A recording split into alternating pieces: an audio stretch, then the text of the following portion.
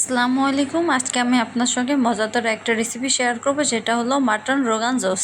চলুন দেরি না করে ভিডিওটা শুরু করি। আমরা এখানে 1 কাপ পরিমাণ পেঁয়াজ কুচি ভালোভাবে ভেজে নেওয়ার পর পেস্তা হওয়ার আসার আগে এ পর্যায়ে আমি একটু সরিষার তেল এবং এলাচ দারচিনি দিয়ে দেব।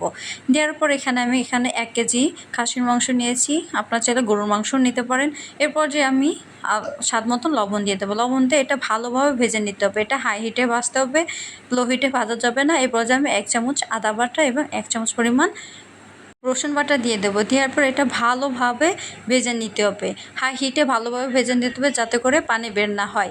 এখন এই পর্যায়ে আমি পানি দিয়ে দেবো। আপনারা অবশ্যই এখানে গরম পানি দেওয়ার চেষ্টা করবেন। গরম পানি দিলে এটা তাড়াতাড়ি রান্না হয়ে আসবে। এটা ভালোভাবে 10-15 মিনিট ভালোভাবে ফুটিয়ে নিতে হবে। ফুটিয়ে নেওয়ার পর এর পর্যায়ে আমি ঢাকনাতে ঢেকে ভালোভাবে মাংসটা কষিয়ে নিতে হবে। এভাবে 20 থেকে 30 মিনিট ভালোভাবে কষিয়ে নিতে হবে। কষিয়ে নেওয়ার পর এরপর যে আমি এখানে ধনে গুঁড়া, জিরার গুঁড়া এবং মরিচের গুঁড়া ভালোভাবে একটা বাটিতে গুলিয়ে নিয়ে সেটা দিয়ে দেবো। দেওয়ার পর এখানে আমি এবার কাশ্মীরি মরিচের গুঁড়া দেবো। আপনারা অবশ্যই এখানে কাশ্মীরি মরিচের গুঁড়া দেবেন। এটা দিলে এটা কালারটা অনেক সুন্দর আসবে এবং ঝাল হবে না। এভাবে ভালোভাবে মশলাটা কষিয়ে নিতে হবে।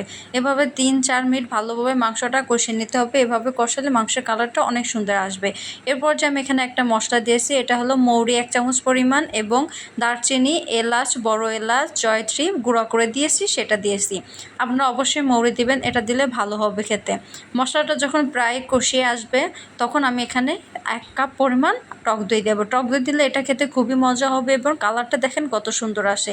এভাবে মশলাটা যখন গামাখা হয়ে আসবে এ পর্যায়ে আমি আবার একটু পানি দিয়ে দেবো। এটা আমি ঝোলের জন্য পানি দেব। পানির পরিমাণটা খুবই কম দিন। এভাবে মশলাটা ভালোভাবে কষিয়ে নিতে হবে। মাংসটা এরকম 10-15 মিনিট ভালোভাবে কষিয়ে নিলে যখন উপরে তেল ভেসে আসবেন মনে করবেন যে আমাদের রান্নাটা প্রায় হয়ে আসছে। এ পর্যায়ে আমি এখানে পেঁয়াজের ব্রেস্তা দিয়েছি, আপনার ছেলে নাম দিলেন, এটা দিলে ভালো হবে খেতে।